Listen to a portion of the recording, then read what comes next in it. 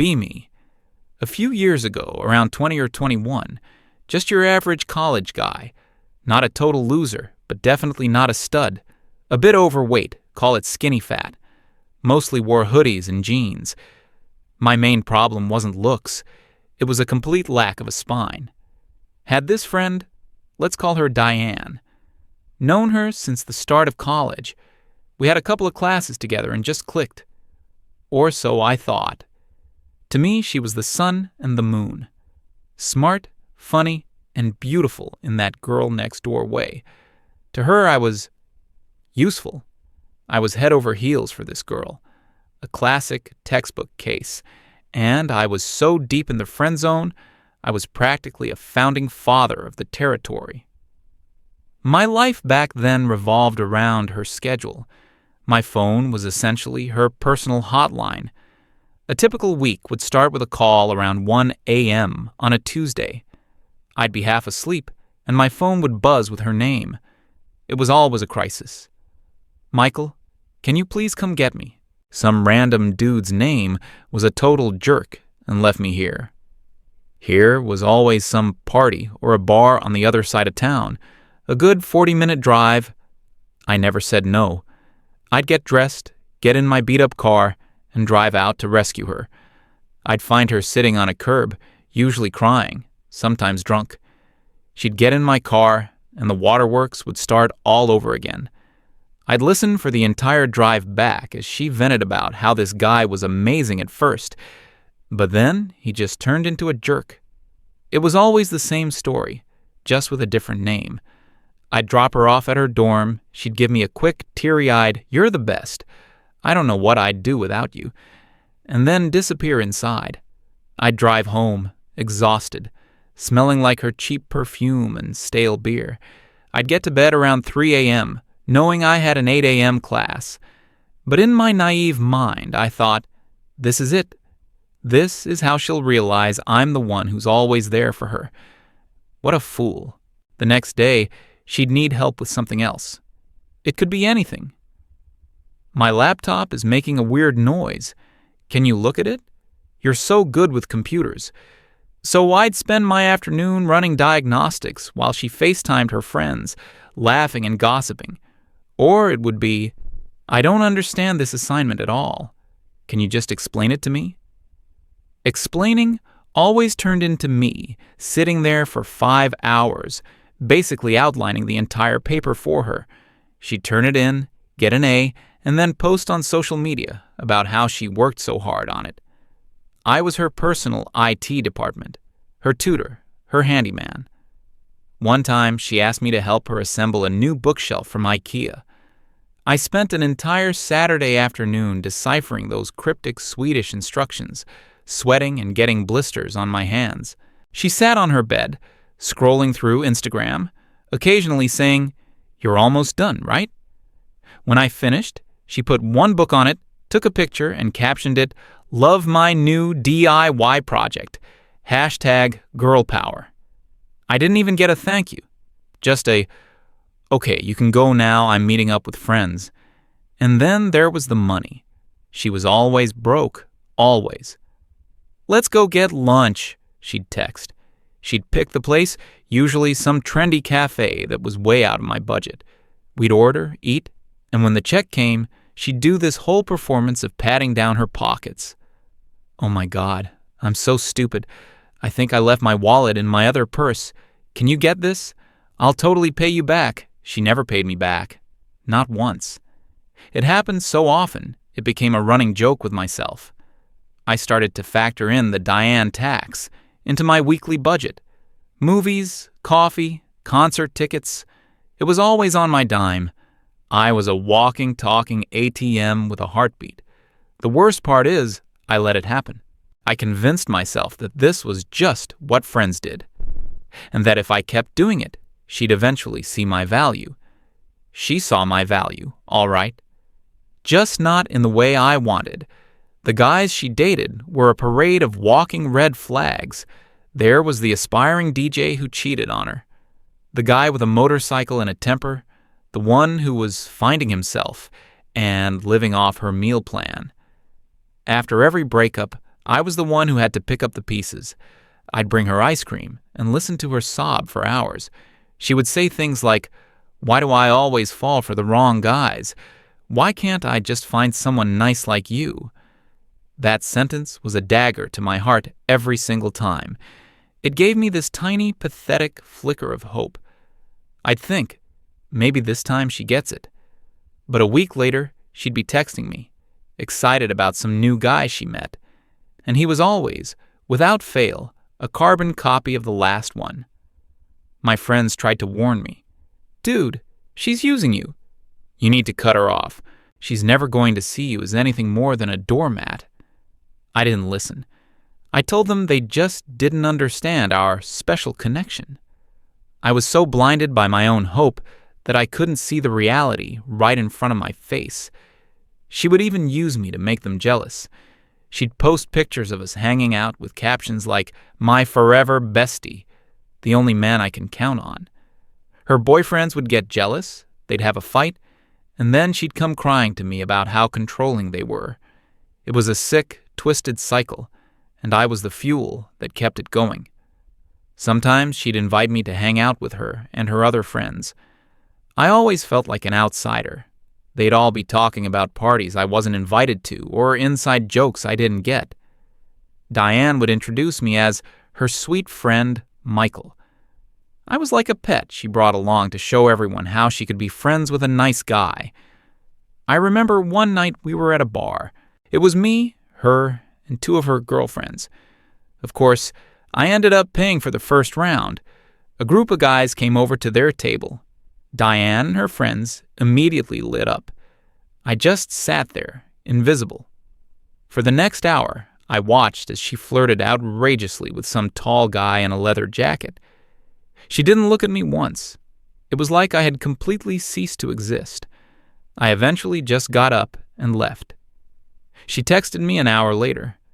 "Hey, where'd you go?" Not, "Are you okay?" Or, "Why did you leave?" Just, "Where'd you go?" I replied that I was tired and went home. Her response, "LOLK." That night, I couldn't sleep. I just laid in bed, staring at the ceiling, feeling like the biggest idiot on the planet. But the next morning, she texted me asking for help on a project, and like a trained dog, I came running. The addiction was that strong. This went on for nearly 2 years. 2 years of my life, my money, and my emotional energy poured into a black hole. My grades started slipping. I stopped hanging out with my other friends. My entire existence was a waiting game, waiting for her to text, waiting for her to need me, waiting for her to finally wake up and realize I was the guy she should be with. The breaking point came, as it always does, when I least expected it. It wasn't some huge, dramatic fight. It was quiet. It was pathetic. And it was all about my birthday. My 22nd birthday was coming up. For the first time, I decided to do something for myself. I wanted to take her to a really nice dinner. Not a cafe, not a bar. A real, grown-up restaurant with cloth napkins and waiters who pull out your chair. I saved up for 2 months. I skipped lunches, sold some old video games. I made a reservation a month in advance. In my head, this was going to be the night. I was going to tell her how I felt. I figured, if she sees the effort, if she sees how serious I am, it has to change something. I asked her a week before. I was so nervous my hands were shaking. "Hey, for my birthday, I was wondering if you'd let me take you out to a nice dinner. Just the two of us." She smiled that smile that always made my stomach do flips. "Aw, Michael, of course. I'd love to. I'll even wear a dress." I was on cloud 9 for the entire week. I bought a new shirt. I got a haircut. I practiced my confession in the mirror. The day finally came. I spent an hour getting ready. I was a nervous wreck, but also incredibly excited. I got to the restaurant 15 minutes early. I told the host my name, and he led me to a quiet table in the corner. It was perfect. I sat there, sipping my water, checking my phone every 30 seconds. The reservation was for 7:30. 7:30 came and went. No Diane. I told myself, she's probably just running late. She's a girl. It takes time to get ready. 7:45. I sent a text. Hey, I'm here at the table. No rush. No reply. 8 o'clock. The waiter came by and asked if I wanted to order. I told him I was still waiting for someone.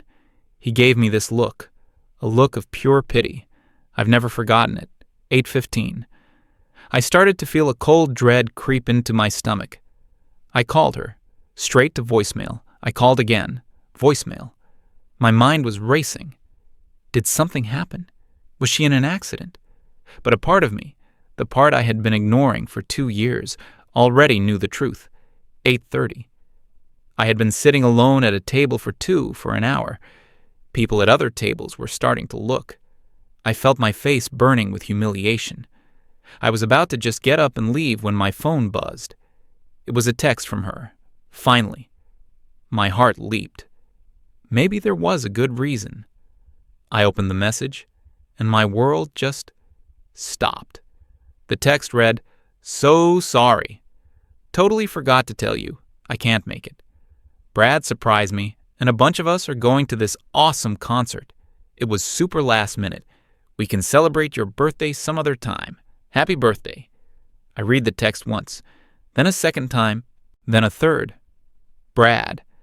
That was the new guy of the week. She didn't just stand me up. She completely forgot. My birthday, our special dinner, meant so little to her that it just slipped her mind until she needed to cancel. The casualness of it was what killed me. The sorry, the LOL, the winky face emoji. It was a knife, and she twisted it without even realizing she was holding it. I just sat there, staring at my phone. There was no anger, no sadness, just nothing. It was like a switch had been flipped. The 2 years of hope, of waiting, of pathetic devotion, it all just evaporated. All I felt was a profound and bottomless emptiness. I saw the entire relationship for what it was. I wasn't her friend. I was her backup plan, her convenience, her human safety net, and she had just cut me loose without a second thought because something better came along. I calmly placed my phone on the table. I signaled the waiter, "Just the check for the water, please." He nodded, still with that look of pity. I paid, left a generous tip, and walked out of the restaurant. The night air was cold. I walked home. I didn't take a cab or a bus. I just walked. It was a long walk. When I got back to my apartment, I sat on my bed in the dark. I picked up my phone. I opened my contacts list, found her name. I stared at it for a minute. Then I pressed delete. I went to all my social media. I unfollowed her. Then I blocked her on everything. Phone number, Facebook, Instagram, all of it. It was over. I didn't feel relief. I didn't feel free. I just felt quiet. That night, the old Michael, the nice guy, the doormat, died, and I had no idea who or what was going to be born from the ashes. The first few weeks were hollow. It was like quitting a bad habit. My thumb would instinctively go to her contact, only to find it gone. I'd hear my phone buzz, and for a split second, my heart would jump, expecting her name to be on the screen. The silence was deafening. My evenings, which were usually reserved for her drama, were suddenly empty. I realized how much of my life I had outsourced to her. My time, my energy, my thoughts. I was just an accessory in her life, and without her, I didn't know what my own life was supposed to look like. I felt pathetic, not because I missed her, but because I realized I had nothing else. That feeling was the real rock bottom, lower than the humiliation at the restaurant. One Saturday, I was just sitting in my room, staring at the wall, when a friend I hadn't spoken to in months called me. He was one of the guys who had tried to warn me about her. He didn't say, "I told you so." He just asked if I wanted to go to the gym with him.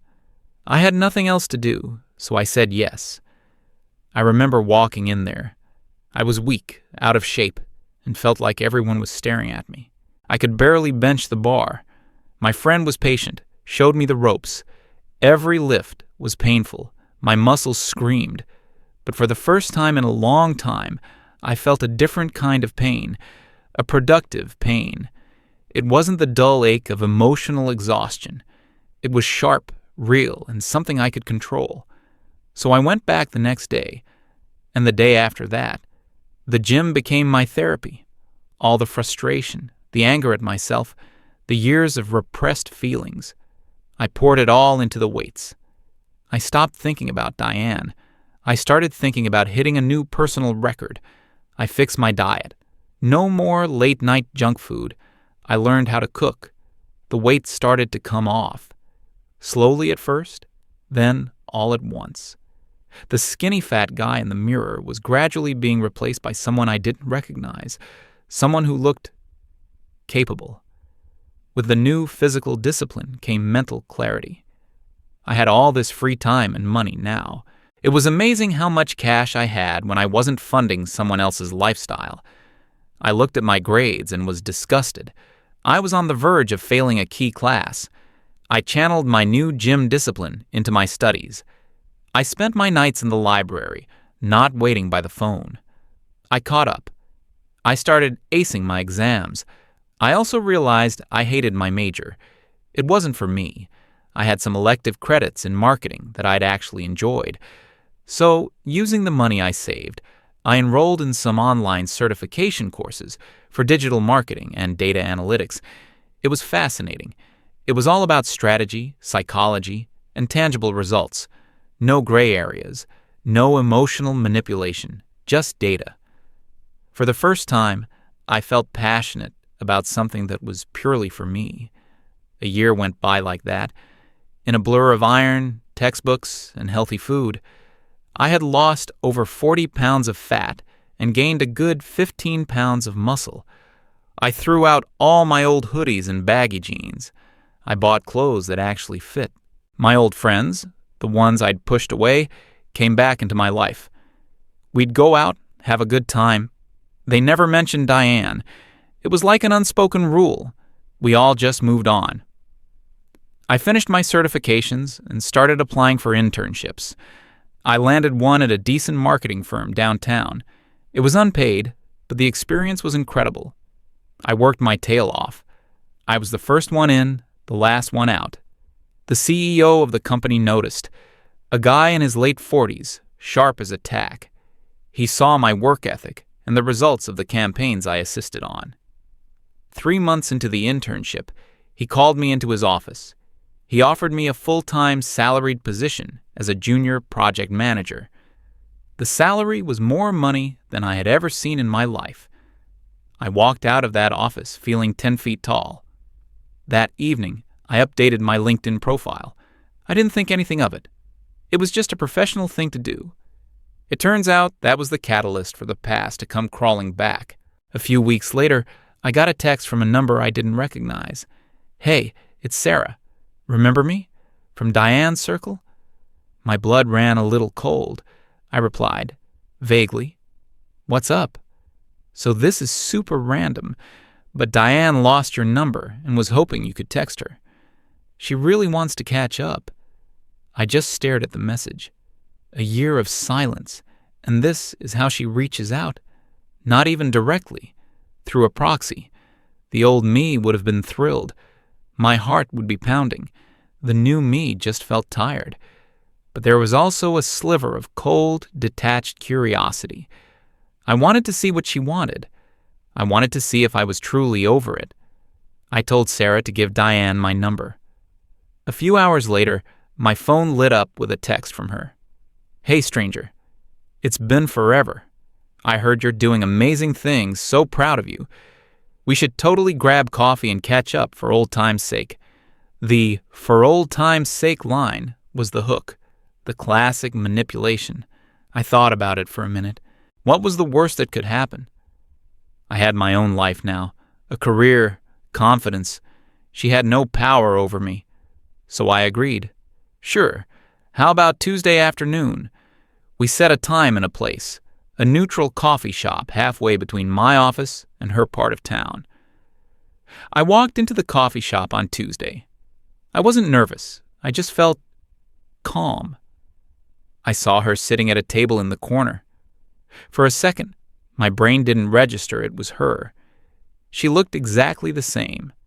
Same hairstyle, same style of clothing. But it was like I was seeing her for the first time without the filter of my infatuation. She looked small, ordinary. She saw me and her eyes widened. I could see her taking in the change. The suit I was wearing for work, the way I carried myself. I walked over to the table. Diane. Michael. Wow. You look amazing. I gave a polite nod. You look the same. I don't think she caught the double meaning. The first 10 minutes were painfully awkward. She tried to make small talk, asking about my job. I gave her short, professional answers. I didn't offer details. I didn't ask about her life. I was practicing what I later learned was called the gray rock method. I was as interesting as a gray rock. She started getting visibly frustrated. Her usual charm wasn't working, so she switched tactics. She went for sympathy. She started complaining about her current boyfriend, some new guy named Kevin. Same old story. He was controlling. He didn't appreciate her, etc. She looked at me, expecting the old Michael to jump in with advice and comforting words. I just sipped my coffee. When she finished her rant, I just said, "That sounds difficult." No emotion, no engagement, just a statement of fact. The silence that followed was heavy. She was realizing the person she came to meet was gone. She took a deep breath. This was it, the final play. "You know, Michael," she started, her voice getting soft and a little shaky. "Seeing you like this, it's made me realize a lot of things." I stayed silent, just watching her. I was so stupid back then. I was young, and I made so many mistakes. I dated all those awful guys. She paused, looking for a reaction. I gave her none. And the whole time, the one person who was actually good, who actually cared about me, was right in front of me. And I was too blind to see it. Her eyes started to get watery. It was a good performance. I'll give her that. I miss you, Michael. I miss what we had. I think I've always been in love with you. I was just too scared to admit it. I made a terrible mistake letting you go. She reached across the table, trying to take my hand. I want to be with you. I want to be the woman you deserve. We can start over. There it was. The words I had dreamed of hearing for 2 years. The confession that I thought would fix everything. And as I heard them, I felt absolutely nothing. No joy, no anger, not even satisfaction. It was like listening to a business proposal that I had zero interest in. I looked at her teary eyes and hopeful expression, and I saw her for what she was. A user. She wasn't attracted to me. She was attracted to my success. I was no longer the convenient doormat. I was a potential upgrade, a provider, a status symbol. She hadn't changed at all. I let her finish. I let the silence hang in the air for a few seconds. I gently moved my hand away from hers. I looked her straight in the eye, and with a voice that was perfectly calm and devoid of any emotion, I said one word. No. Her face went through about 5 different emotions in 3 seconds. First, confusion, like she didn't understand the word. Then, disbelief, as if I had misspoken. Then panic. She started to stammer. No? What do you mean, no? I mean, no. I'm not interested. But I just told you I love you. I was always there for you. The sheer audacity of that last sentence almost made me laugh. No, you weren't, I said, my voice still level. I was always there for you. There's a difference. Her face hardened. The mask was off. The tears were gone, replaced by a flash of anger. So that's it? You get a fancy job and a new haircut, and suddenly you're too good for me? After everything I did for you? I just stood up. I wish you the best, Diane. I put a $10 bill on the table to cover our coffees and walked out of the shop without looking back. I thought that would be the end of it. I was wrong. That night, my phone blew up with messages from a new number. It was her. First, begging, pleading for a second chance. When I didn't reply, the messages turned angry, accusing me of leading her on, of being cruel. I blocked the new number. A day later, I started seeing things on social media. Vague posts on her timeline, clearly about me. It's sad when people let a little success turn them into monsters. Some people will break your heart and then act like you were the one holding the hammer. Then, the stories started getting back to me through mutual acquaintances. She was telling everyone that we had been secretly in love for years, that I had begged her to be with me. And now that I was successful, I had called her out of the blue, took her on a date, let her pour her heart out, and then laughed in her face just to be cruel. She painted herself as the victim, the heartbroken girl who was tossed aside by a newly arrogant jerk. Some people believed her.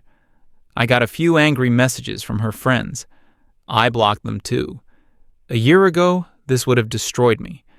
I would have been desperate to clear my name. But now, I didn't care. Her lies had no power over me. My life was good. I was happy. I was successful. My real friends, the ones who mattered, knew the truth. They had seen it with their own eyes. Her smear campaign was just the final pathetic tantrum of a manipulator who had lost control. Her reaction proved that my decision to say no was the best decision I've ever made. I never heard from her again. I'm not bitter. I'm not angry. In a weird way, I'm almost grateful. She was the catalyst.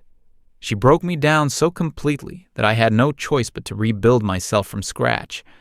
And the man I am today is stronger than she could ever imagine.